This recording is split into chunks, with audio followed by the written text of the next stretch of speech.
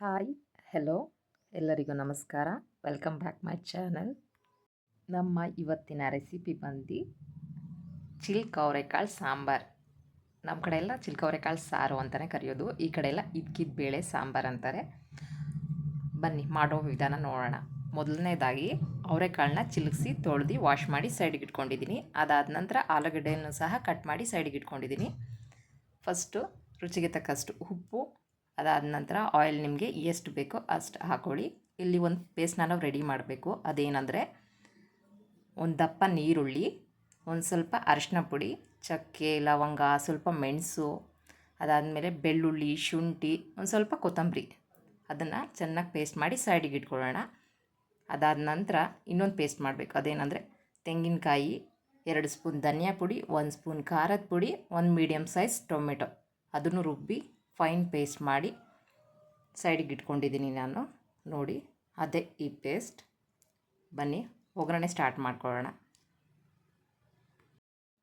ಪಾತ್ರೆಗೆ ಸ್ವಲ್ಪ ಆಯಿಲ್ ಹಾಕ್ಕೊಂಡು, ಅದಾದಮೇಲೆ ಆ ಪೇಸ್ಟ್ ಹಾಕ್ಕೊಂಡು ಚೆನ್ನಾಗಿ ಫ್ರೈ ಮಾಡ್ಕೋಬೇಕು. ಆಯಿಲ್ ಕಂಟೆಂಟ್ ಬಿಡಬೇಕು, ಆವಾಗ ಚೆನ್ನಾಗಿರುತ್ತೆ. ಆಮೇಲೆ ಕಾಳು, ಅದಾದಮೇಲೆ ಆಲೂಗೆಡ್ಡೆ, ಸ್ವಲ್ಪ ರುಚಿಗೆ ತಕ್ಕಷ್ಟು ಉಪ್ಪು, ಅದನ್ನೆಲ್ಲ ಹಾಕ್ಕೊಂಡು ಚೆನ್ನಾಗಿ ಫ್ರೈ ಮಾಡ್ಕೋಬೇಕು.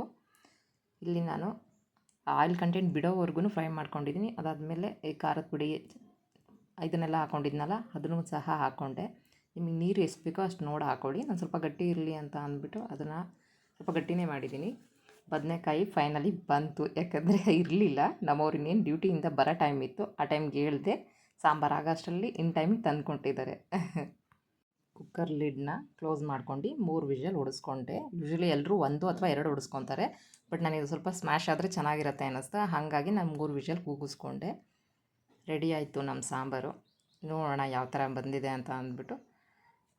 ಸ್ವಲ್ಪ ಗಟ್ಟಿಯಾಗುತ್ತೆ ಅಂದ್ಕೊಂಡೆ, ಪರವಾಗಿಲ್ಲ, ಮೀಡಿಯಮ್ಮಾಗೆ ಬಂದಿದೆ, ಚೆನ್ನಾಗಿದೆ. ಈ ಸಾಂಬಾರು ಅನ್ನಕ್ಕಷ್ಟೇ ಅಲ್ಲ, ಮುದ್ದೆಗೆ, ಚಪಾತಿಗೆ, ಪೂರಿಗೆ ತುಂಬಾ ಚೆನ್ನಾಗಿರುತ್ತೆ. ಈ ರೆಸಿಪಿ ನಿಮಗೆ ಇಷ್ಟ ಆದರೆ ಲೈಕ್ ಮಾಡಿ, ಕಮೆಂಟ್ ಮಾಡಿ, ಶೇರ್ ಮಾಡಿ, ದಯವಿಟ್ಟು ಸಬ್ಸ್ಕ್ರೈಬ್ ಆಗಿ. Thank you for watching.